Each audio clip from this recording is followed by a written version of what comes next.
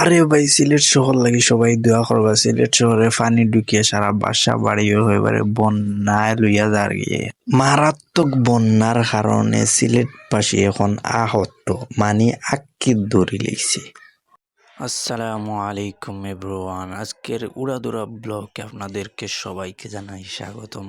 দেখি রে ভাই, বাসার সামনে ফানি ইয়া দেখি সিলেটর ইজ্জত মারি লইছে। ইলা যদি ফানি হইতে তোরে ভাই সিলেটর ইজ্জত তো গেছে, আর জায়গার জমিনেরও দাম কমে যাইব। তো আমিও না দেরি করিয়া মসজিদের দিকে রওনা দিলাম। তো আস্তে আস্তে হেঁটে হেঁটে পা পা করে আমি মসজিদের দিকে ঢুকে পড়লাম। তো আমরা মসজিদটা খুব সুন্দর। তো আমি অজুখানার ভিতরে ঢুকলাম, ঢুকিয়া দেখি ও সবাই অজু করের। তো আমিও পর্যায়ে অজু শেষ করলাম, পড়িয়া মসজিদও ঢুকে পড়লাম, পড়িয়া নমাজ শেষ পর্যায়ে এখন আমি আমার নফল 2 রাকাত পড়িয়া আপনারা লাগে মোনাজাত